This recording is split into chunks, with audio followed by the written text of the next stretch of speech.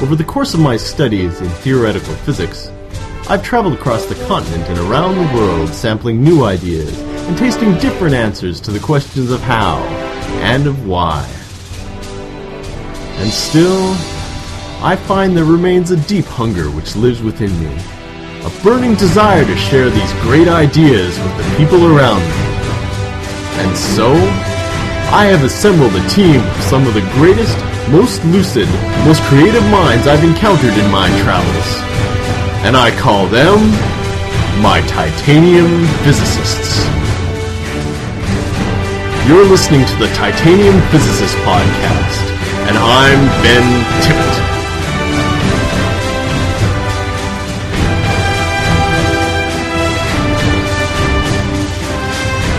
And now, allez, physique!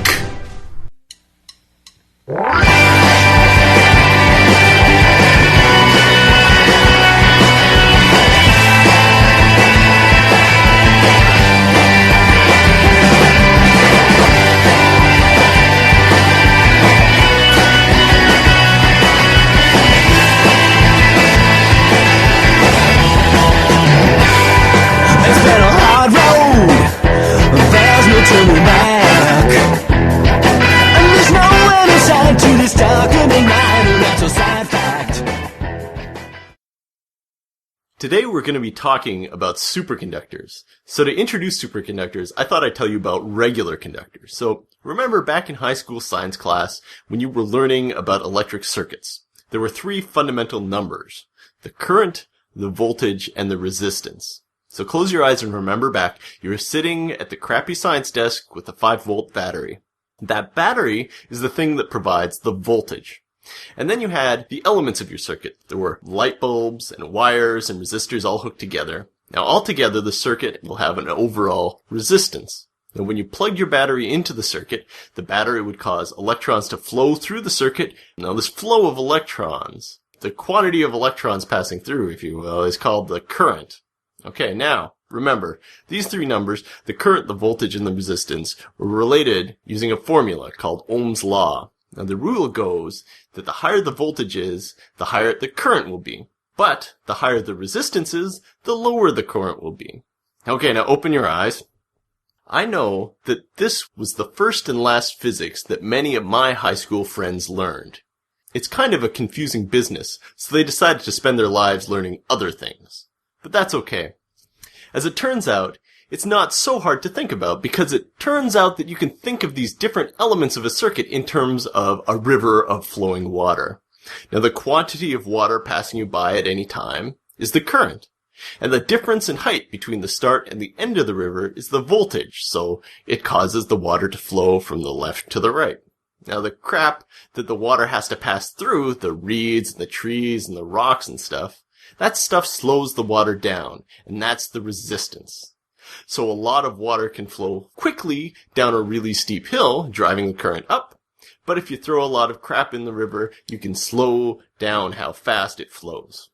So it turns out that in both electric circuits and rivers, there's almost always going to be some resistance. So some parts of rivers, like Niagara Falls, say, have a really low resistance. The water doesn't have much to slow it down as it goes from the top of the waterfall to the bottom. And some metals, like gold, have a really low resistance, so electrons can flow through them without slowing down much. So physicists in the early 20th century decided to find out how the resistance of some metal changes as you change their temperature. Generally speaking, the lower a temperature you go to, the lower the resistance in the metal will be, and the faster electrons will be able to pass through it. They found that if you cool some metals down to really, really cold temperature, their resistance suddenly goes to zero. If a material has resistance of zero, we call it a superconductor. Now let me tell you, superconductors have crazy properties, because all the electrons moving through them don't ever slow down. If you take a ring of superconducting material, for example, and you set the electrons circling around the ring, because they aren't slowed down by anything, you can come back years later and the electrons will be still circling around the ring. What's more, they act really weirdly around magnets. If you try to put a magnet on top of a superconductor, the magnet will levitate. It'll hover in the air. I mean, I'm sure you've heard of maglev trains, right? Anyway, I'm really excited. So today, our guest is Mr. Ryan North, the professional webcomic artist, writer, and Duke of the Internet.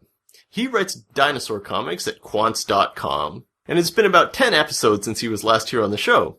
And since then, he's been busy. For one thing, he's been writing the fantastic Adventure Time comic book series.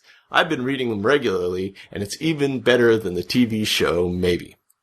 Also, it's just been announced that the second volume of the Machine of Death short stories has been picked up by Grand Central Publishing House, and that it'll be released next July. It'll be titled Machine of Death Part 2, This Is How You Die. Fantastic. Hello, Mr. Ryan North. Welcome back to the show. Thank you very much for having me. Oh, I'm so excited. Your Adventure Time work is so fantastic. Okay. So, Ryan, for you today, I've assembled two of my favorite titanium physicists. They're quite clever. Arise, Dr. Fiona Burnell. Boink. Sweet. Dr. Fiona got her undergraduate degree at UBC and a PhD at Princeton. She's currently a condensed matter theorist at Oxford University. Now arise, Dr. Darren Peets. Dr. Darren got his master's and PhD from UBC, where he spent a great deal of time trying to get a fire hydrant elected to public office. He's currently a postdoc at the Max Planck Institute for Solid State Research, where he studies weird magnetic materials. So, Ryan, do you know anything about superconductors just off the bat? Yeah, I mean, it's my understanding that if you combine them with magnets and a theoretical particle accelerator, you can travel through time. That's where I'm coming from. That's my basis. Okay. Well, the government won't let us talk about the time travel applications ever since, that thing got changed. Yep. But why don't we start by talking about the different fun applications, because we're kind of on the forefront of a whole bunch of different uses for these crazy things. There's a number of applications for superconductors. Probably the one that you're most familiar with would be maglev trains. Magnets and superconductors don't like each other, so you can float a train over a track. That reduces the air resistance or the friction involved, and the train can go much, much faster. Another use is you can make lossless power transmission lines, although the catch is you have to keep them cold.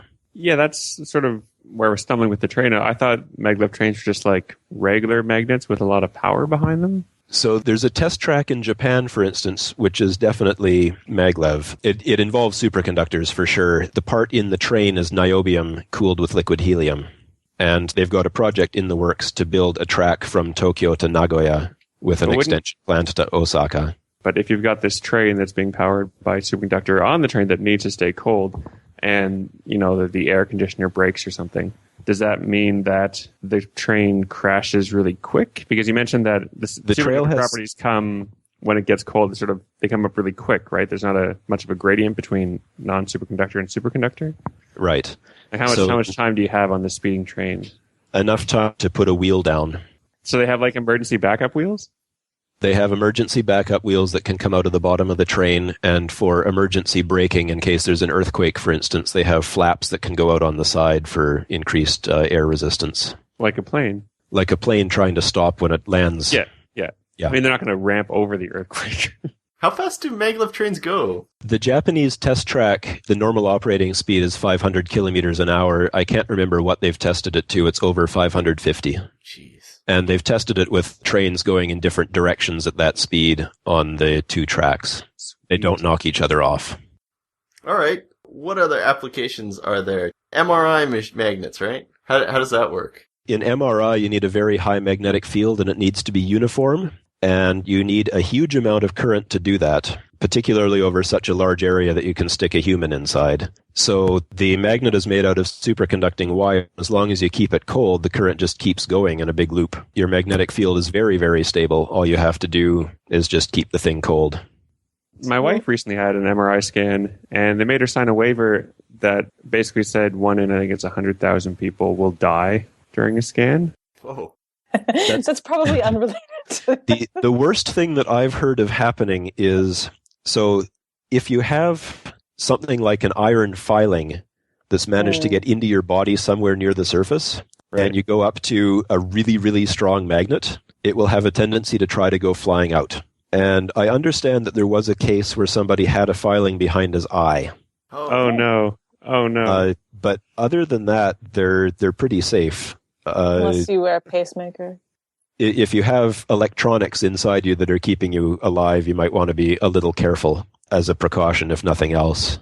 On the subject of magnets and superconductivity, what Brian's question about the train crash made me think of, this is sort of superconductors are the main way that people make very powerful magnets. And some people watching the show may have heard of the accident that happened at the LHC in 2008. So when they were building this big particle collider, and basically one of the junctions between the magnets, sort of heated up too much, so that basically there's sort of one small spot where the superconductor becomes normal, and then suddenly, as soon as it becomes normal, the amount of current going through it makes it very, very hot, causing the whole magnet to shut down very quickly. And so they basically had a whole bunch of these superconducting magnets. Suddenly, it's called a quench, or they sort of blow out, releasing a massive amount of heat and doing a tremendous amount of damage to the experiment. So this kind of crash, if you like, in a superconducting magnet does happen. And we don't know any way to do them at room temperature yet, right? Only in the Terminator movies. Some key component of the Terminator was a room temperature superconductor. Part of the chip, as I recall.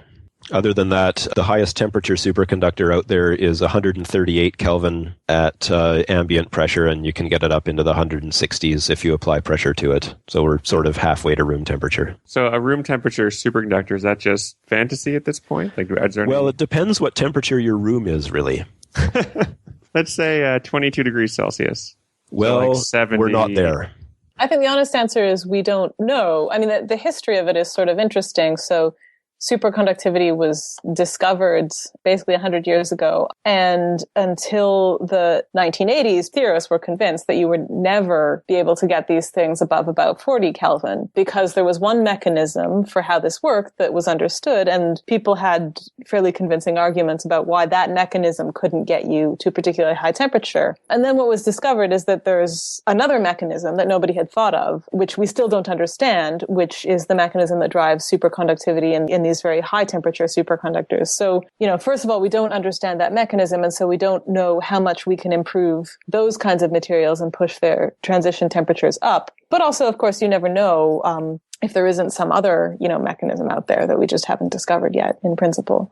I mean, this sounds pretty credible. I believe you. Hedge my bets, yeah. So the question is, how does this actually work at a microscopic level? And so we did a show a couple of weeks ago on superfluidity, and we talked about how there are some substances that when you make them very cold, they go into what's called a superfluid state, where the fluid behaves like it has no viscosity, okay? And it can sort of, if you put it in a ring and you start it moving, it can just sort of go around forever. And a superconductor is very much analogous to this. So it's like you have a superfluid, but of things that carry charge and therefore can carry electric current. Instead of having a fluid moving with no resistance, you can get a current moving with no resistance. And the reason that this was a huge surprise when people discovered it is that superfluids, physicists knew quite well at that time, have to be made out of something called bosons. Okay. And there's sort of two types of particles that you can have. You can have bosons and you can have fermions. And you can never make a superfluid out of fermions for reasons that we don't need to get into. And, all of the interesting stuff that's happening in metals is really due to the properties of their electrons. So an electron is a fermion. So how does this work? And the basic fact that is important is that if you take two electrons and you sort of stick them together, that this composite object behaves like a boson. And so what happens in the superconductor is that the electrons basically get stuck together. And then these composite objects, these sort of paired electrons, go into a superfluid state, which is your superconductor. Right. Okay. I want you to imagine you've got a chunk of metal, and I want you to imagine that you can zoom in on the inside of it. I read a story about that. All right. So you zoom in, and eventually what you see, there's a lattice of ions, positive ions that are hooked together, and a bunch of free-ranging electrons. So it's kind of like the monkey bars at an elementary school. And you have all these electrons floating around through it. So what causes resistance in normal materials is essentially these electrons, as they flow through this system, bounce off things. They don't flow in nice straight lines. So what happens with superconductivity is somehow, through this mechanism that we're trying to explain, these electrons make it so that they aren't bouncing off anything anymore. They just move straight through. And so as a result, they don't lose any energy to heat. There's no friction. There's nothing slowing them down. So I mean, this is sort of a minor point, but when you say nothing, are we talking like actual nothing or so small that it's negligible? I think that the answer is actual quantum mechanics nothing. Really? Yeah. Like this would go infinitely long in a loop if it stays cold? If you get a loop of current going in a superconductor, you put a current in the loop, you keep it cold, that current will go on forever. But this has effectively been tested, right? I mean, they had a ring that they opened sort of years later, and they couldn't measure any change in the persistent current in the ring. So certainly it's extremely robust. So how do we go from electrons bumping into things to electrons not bumping into anything is actually a little bit perverse because you have to invoke quantum mechanics. But the outline of this explanation is normal electrons don't like other normal electrons. So you can't usually smush two electrons together. And furthermore, electrons are a type of particle we call fermions.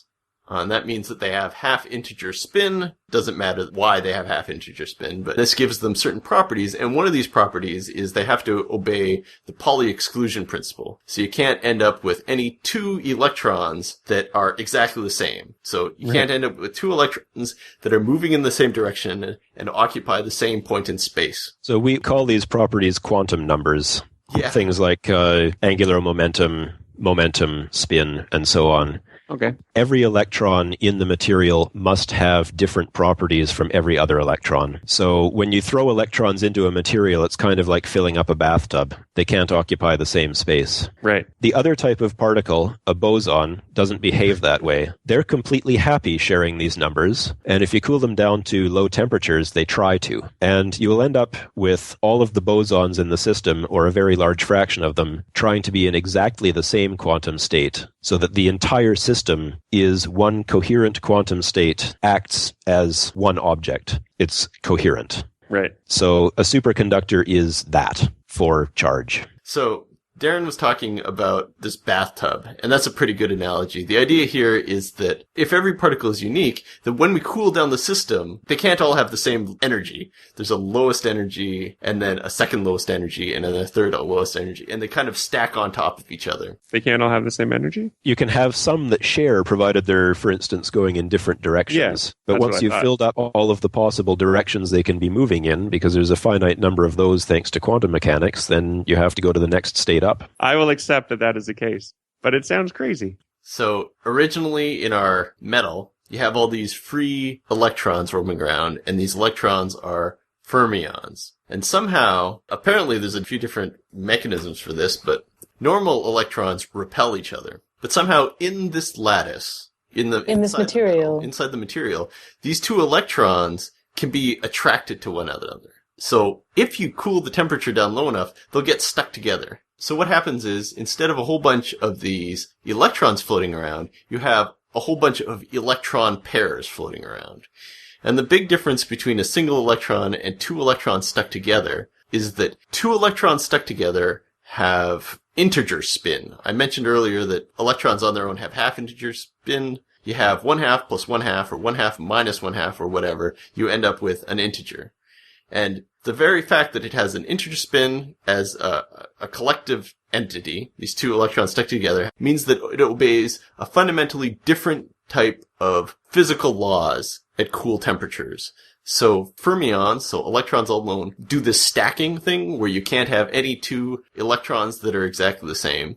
But if you stick two of these guys together, it becomes a boson, and bosons obey something called Bose-Einstein statistics. Anyway, the moral of the story is if you cool it down cool enough, all of these different pairs can turn into the same quantum state. So you can cool them down and they all have the lowest possible energy. They all act exactly the same. In the actual metal, so, you have your whole sort of tub full of electrons. And basically what happens is that it's the electrons near the surface that pair. And so basically close to the surface, they can all fall down to kind of the lowest energy within some window of the surface. Right. And so in this way, the ones near the surface pair and they sort of fall down a little lower in the bathtub, because it's as if a bunch of the water molecules can sort of sit right on top of each other, something like that. And so the surface effectively relatively is lower, but it's not that the whole sort of tub is suddenly this puddle at the very bottom, if you like. The moral of the story is that if we cool down all the electrons inside this metal to a cold enough communal temperature, we'll get a whole bunch of these bosons that all have the same quantum number. Anyway, how do we get from having these pairs of electrons to not having any resistivity? How come one of these pairs of electrons can pass through the metal in a way that individual electrons can't? So the concept that we haven't talked about yet is we said that, electrons are sort of glued together in some way, and they make bosons, and these bosons condense. But what we haven't talked about is that actually these pairs are not pairs of electrons that are sort of taped together so they sit close to each other. They're pairs of electrons that know exactly that they're moving at exactly opposite speed and direction. So basically they talk to each other and they say, okay, I'm going to run as fast as I can this way, and you run as fast as you can the opposite way. Then what happens is the electrons are not close to each other, and they've agreed that they're going to run in opposite directions as fast as they can. And then one of them runs into a lamppost. And now normally if you were running by yourself and you ran into a lamppost, you would probably stop. But the point is that because of this agreement that this electron runs into the lamppost, but it can't stop without costing a huge amount of energy because it has to break its agreement with the other electron that they were going to be in this paired state. Okay. So what it ends up doing is actually just jumping over because that is less painful to it than breaking this pairing. I'm sure there's some kind of romantic analogy you could draw there that would be much more entertaining. Okay. So it's like this. Imagine the times are really tough. Okay? So like economically, and all these electrons are people. So what the people do is they decide to pair up. Because if you pair up, it costs a lot less if you share everything. Okay? So you have these two electrons and they're living together. And the idea is that they're always going to kind of do the opposite thing. So let's talk about energy in terms of like money. Okay? To get these two electrons divorced, it's going to cost a ton of money. Okay? And they're always on the cell phone to one another. So as they're wandering on their own through the crystal, if one of them decides to spend a whole bunch of money, the other will have to earn the same amount of money to compensate. Or if one spends more money than the other earns, they'll have to get divorced, and that costs a ton of money. So what happens is they're traveling through the crystal, one of them will say, oh, those are a nice pair of shoes. I think I'll buy those shoes. And phone the other guy and say, hey, can we afford to buy me a new pair of shoes? And the other guy will say, no, I'm not making enough money to buy those shoes. Otherwise, we'll get divorced. So the first electron goes, well, I guess I won't stop to buy those shoes. It just continues on its way. So as a result, you don't have these electrons interacting with anything. So in these low temperature systems, these two electrons can't afford to interact with anything. How's that for a bad analogy? I read this thing on science reporting and science teaching a couple of years back, where the person was arguing that analogies and metaphors and explanations are what are killing us, because we say things like the electron doesn't like the other electron, and you'll have our scientists talking like this, and easy to lose sight of the fact that electrons don't have feelings. But having this talk about marriages and divorces being expensive, I understand it. And I get on a scientific level that they don't get married, but they behave like they are. And that's sweet. The net result then is that all of these electrons can move through your block of metal without encountering any resistance. That's the microscopic story. The macroscopic story itself is kind of fascinating because, as we mentioned before, you can get magnetic levitation and stuff like that. So I think we should talk about these interesting macroscopic properties. Probably the most famous macroscopic consequence of this is the Meissner effect. If you put one of these superconductors in a magnetic field, it tries to expel all that magnetic field. Electrons that are in a magnetic field have to run around in circles. In the case of the superconductor, they don't want to do that, and they're tied to somebody who doesn't want them to. So the whole group of them, everything that's Bose condensed, acts collectively to screen all of the magnetic field from the crystal. The important thing is maybe to say that this flux expulsion is what allows the superconductor to be levitated over the magnet, because basically as it goes closer to the magnet, there's more magnetic flux, and that at a certain point you have to start putting vortices through, and those cost a lot of energy. The fact that you're running currents in the superconductor to cancel out the magnetic field means that you're turning the superconductor into a magnet with opposite polarity to the one that you've applied. It's like a magnetic mirror. If you bring the superconductor and magnet up to each other, it's like you're bringing two magnets up to each other, but no matter how you orient them, they're always opposed. Right. So I've got a fun metaphor for this. Imagine you've got like a fan or a couple of fans in a room, but you're in a room and you have a fan. I want you to imagine the air circulating as little kind of tubes of air, rings of air that go through the fan and then circulate around back and then go back through the fan again. And there's a whole bunch of these different tubes of air flow. So the deal with magnets is you can't take two magnets and stick North Pole to North Pole or South Pole to South Pole. That's kind of like taking two fans that are blowing towards each other and pushing them face to face. You know, we'd say that if you tried to press the faces of two fans blowing into each other together, the force of the air would oppose that. But if you imagine it in terms of these rings of airflow, is when you try to push two fans face to face together or back to back, that kind of compresses up these airflow tubes, and the whole system acts kind of like a spring as you try to push them closer and closer together. So what happens in this metaphor is a superconductor is kind of like the ground. It's not going to let any air move through it. Any tube of airflow is going to kind of never be able to puncture the ground. It can only kind of hit the ground and then move along it and then recirculate. So this magnetic levitation effect is kind of like a hovercraft. You try to push it down on the ground if it's blowing air towards the ground, and the cushion of air, as air blows down on the ground, will keep the fan aloft. So the Meissner effect is actually one step weirder than what we've described. In a conventional superconductor, if you have this material before it's a superconductor sitting on a magnet and cool it, it will go up away from the magnet spontaneously when it goes through this transition. So in a conventional superconductor, all of these electrons could run around in circles because there's a field going through, but it's a much, much lower energy state for the superconductor if it boots out the field entirely and only has currents on the surface canceling it. Right. So if you cool this thing sitting on a magnet, it will actually just jump up all of a sudden. Pretty cool. Is there a way to weaponize that? I hope not. It doesn't jump up very far. So one way to imagine the electrons floating around inside this block of metal once it starts superconducting is to imagine it as a superfluid. So in episode 16 we talked about superfluids, and all a superfluid is you have a liquid and it's so cold that it starts all behaving like one big quantum particle, and so it has to obey the laws of quantum mechanics instead of regular mechanics. So in regular fluids, say if you have a glass of water, you can make the water in the glass spin. You can stir it. You can stir it.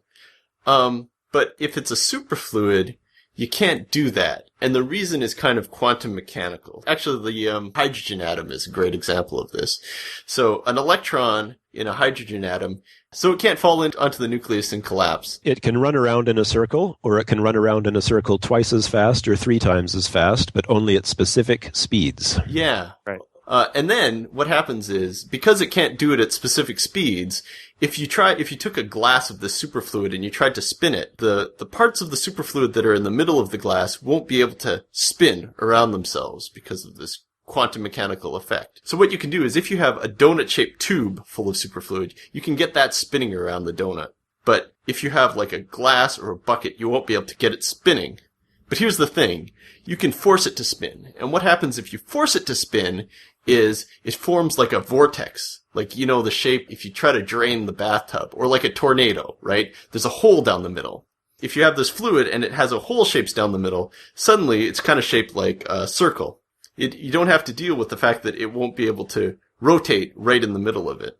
And so equivalently, what happens in a superconductor is it's essentially like this fluid, and just like in a superfluid where you can't quite get it spinning, you won't be able to get these electrons spinning in response to a magnetic field. If you try and put too much magnetic field in, then in the same way that if you try and rotate the superfluid, you get vortices in your superconductor. And basically those vortices in the actual material sit at specific locations in the crystal. And it's typically very hard for them to move. And that's why if you put the superconductor in a big magnetic field, okay, and once it's sitting there, it has its vortices at certain positions and it doesn't want to move. So it basically can't fall straight down because it would have to create more vortices and that costs more energy. So that's sort of what's balancing. But also the reason that it doesn't sort of fall off to the side is actually because these vortices are stuck in place. And so it's hard for it to move off the side of the field as well, because if it decreases the field by falling off the side, they have to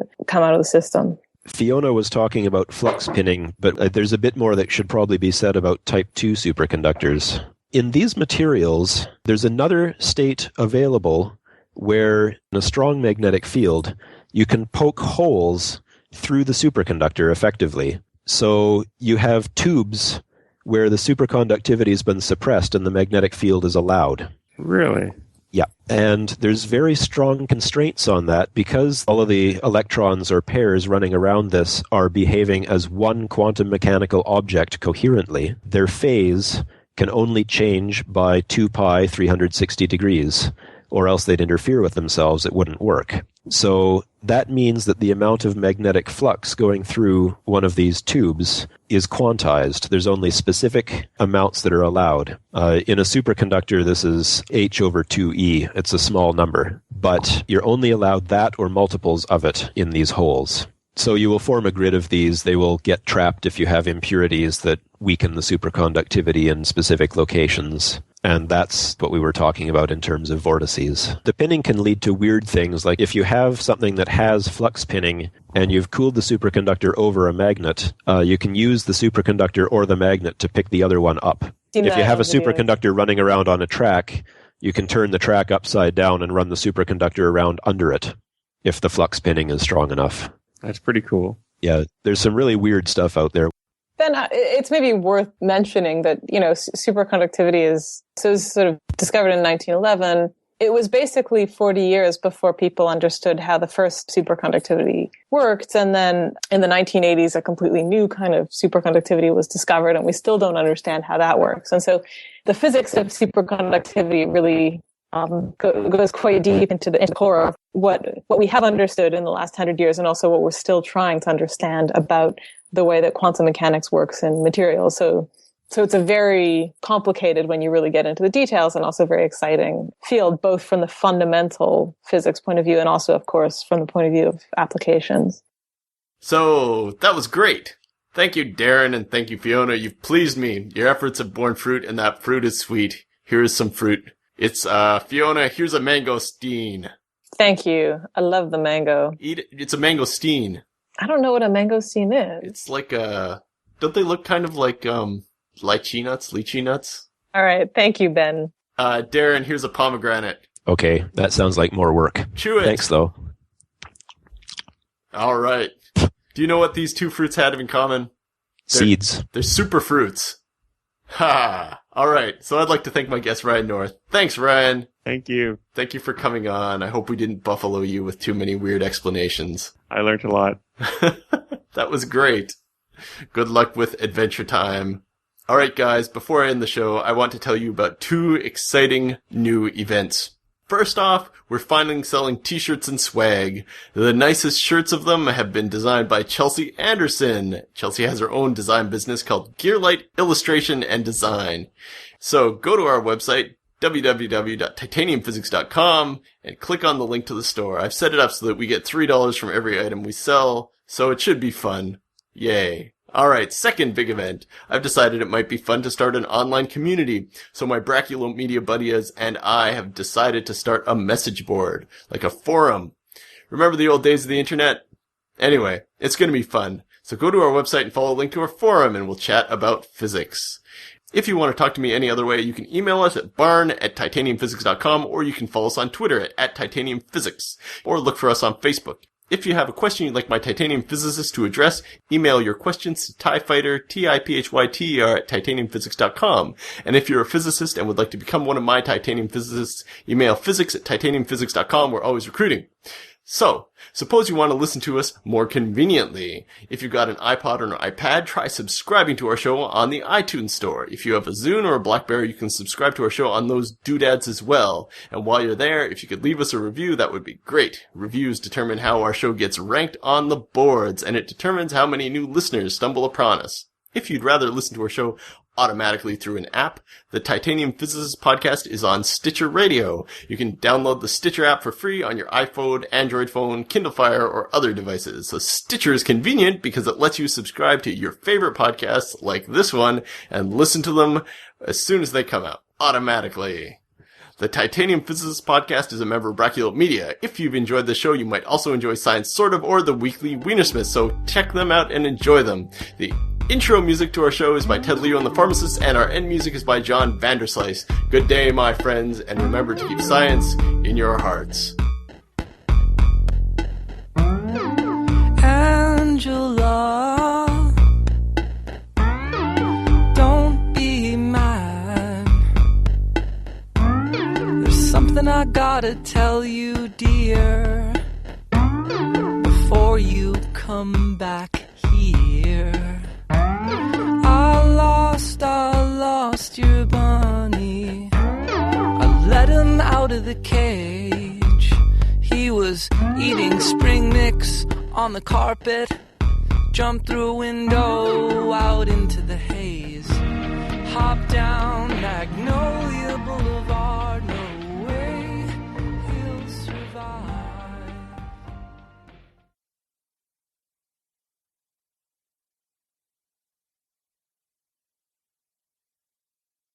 And then power storage.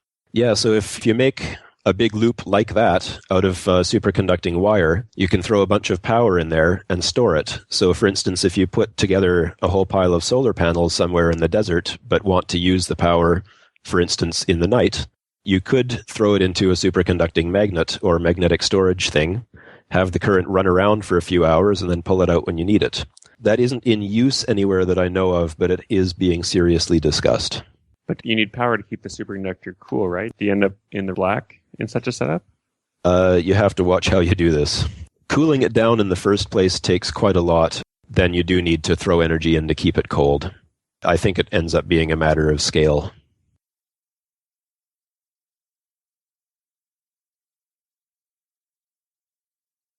Would it be going too deep into quantum mechanics to ask why there's a finite number of directions they can be going in? Sounds like it is.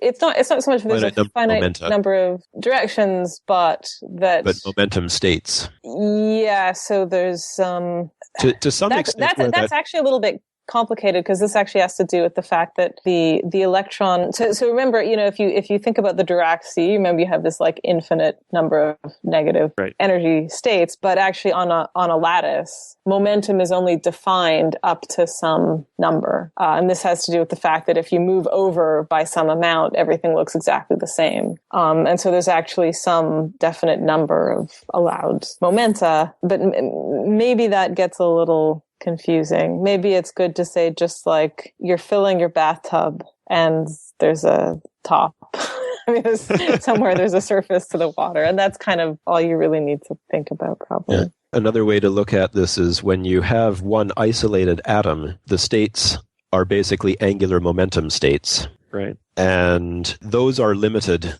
There's only specific angular momenta that are possible. That's quantum mechanics. It's quantized. That was one of the first things that was found that was actually quantized. So you've got some fixed number of states as your starting point. When you put all of the atoms together, you have the same fixed number of states per atom added up together. So you've got some finite number of states available. Okay. Within the atom, they're at different energies, and within the material, they can combine in different ways to make a lot more different types of energy. Right. Okay, sure. But the total number is the same. Everything that's interesting happens at the surface of the bathtub. That's very true. So the surface of the water, if you've got steam coming off, it's coming off the surface. If there's a bad smell, it's coming off the surface. If you've got bubble bath, it's at the surface.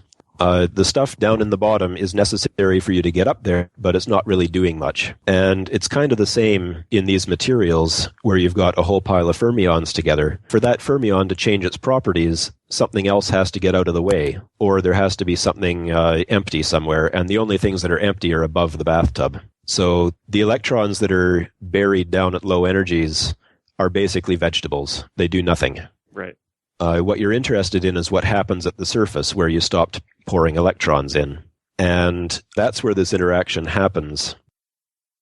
So if I have any sort of interaction between electrons that causes them to attract each other even slightly instead of just hating each other because they're the same charge, that will reduce the energy of these electrons slightly if they can form a pair. And so they want to be at lower energy, they do this, and you end up with pairs. One of the consequences of this is if you want to excite them, bounce an electron off of something and change its properties, it has to go somewhere. And all of the states for it to go into are either already full or at a high enough energy that you have to break the pair first to get it there. Right. Because by forming the pair, you've sort of pulled it down to lower energy than where the states were to start with. So you have to have some pretty strong scatterer in there to actually break the pairs and cause them to change their direction, for instance.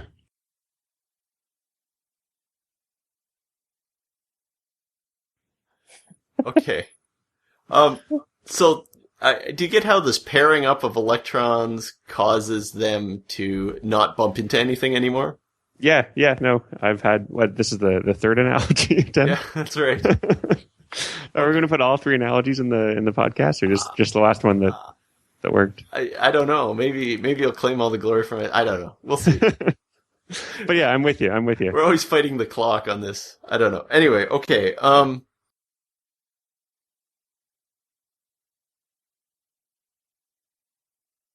Okay, so here's the rule of thumb in terms of magnets and charges. If you take a charge and you run it in a circle, so you take an electron and you make it go in a circle over and over and over. Say you take a ring and you have electrons circulating, you'll end up with a magnetic field that goes straight up through the middle of that hoop. And the more electrons, or the faster you have them circulating, the denser the magnetic field, the more powerful the magnetic field going through will be. So equivalently, what happens is, if you try to shoot an electron right through a magnetic field, the electron will end up moving in a circle, kind of orbiting the magnetic field.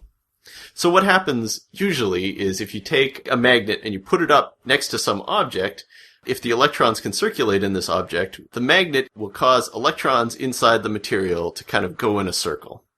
But usually, because of friction and depending on how free the electrons are, they're not very good at moving in little circles in response to this magnet. But if you take a magnet and put it up right next to a superconductor, because the electrons inside the superconductor are free to move wherever they want or however fast they want, they can respond instantly to putting a magnet up to their surface. So if you take a magnet and you put it up to the surface, that'll cause these electrons to circulate. And the overall effect, though, is as these charges are circulating on the surface, that causes its own magnetic field. And so the magnetic field it causes is always in opposition to the magnetic field you're trying to push into it. So as you push the magnetic field in, another magnetic field kind of emerges from it that keeps the original magnetic field in the magnet in your hand from puncturing the surface. I have a quick question. Yes. That might be related. I saw a video on YouTube of a frog being suspended above what it said was a superconductor. Not actually. So the magnet was probably a superconducting magnet to get the field that large. Right. But the frog itself is neither a magnet nor a superconductor. But I'm with you on that. But the reason that the frog floats above the magnet is sort of similar to the reason that the superconductor floats, which is that it turns out that the frog is mostly made of water, and water also sort of does this, that if you apply a magnetic field, it tries to make a magnetic field in the opposite direction. So it's not a superconductor. The frog is not a superconductor, but the basic physics of the levitation is the same. or it's the frog is diamagnetic. It's is the word, yeah. It repels magnetic fields. So a frog is not a superconductor, but a frog is sort of like a superconductor in that sense. A superconductor is a perfect diamagnet. It expels all magnetic fields. Right. Okay.